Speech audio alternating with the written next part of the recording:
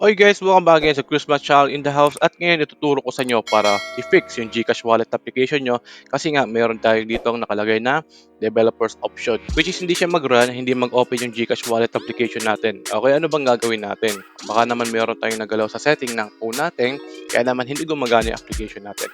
Okay, pero bago tayo magsimula guys, kindly please like this video, subscribe to my channel and don't forget to hit the notification bell below para lagi update sa mga GCash tutorial, tips and tricks natin dito.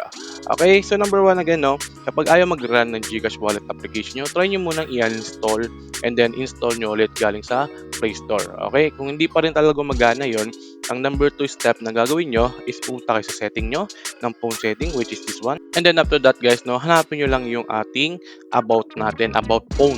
Okay, about sa phone natin na setting. Okay, so nakikita nyo dyan yung meron tayong systems. Okay, sa baba, hanapin nyo lang system. Okay, click nyo lang yan. And then, kung makikita nyo to, about phone, okay, pwede naman natin siya i-search dito. Kung merong search yung phone setting nyo. Okay, which is, let's say, about us. Okay? Or about, yung about ng phone natin. Okay? Which is dito. Okay? Sa system natin. Then, after that, click lang natin yan.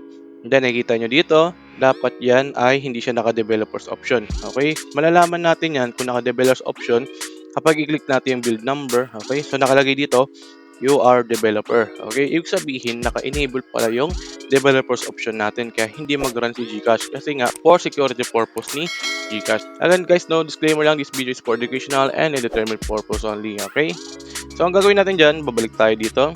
Okay, and then scroll down nyo lang, punta kayo sa may system nyo. Okay, system.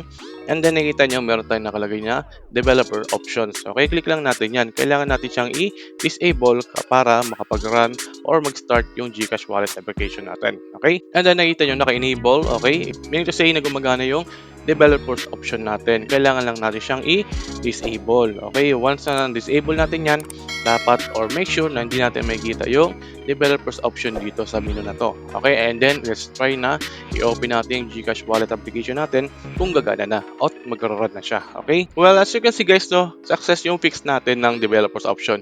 Okay, andun lang sa phone setting natin yan. Siyempre, minsan hindi natin alam na baka nagalaw natin yung setting natin. Siyempre, alam na tayo, malikat ng isip ng Pinoy, baka may nagalaw tayo ng setting doon.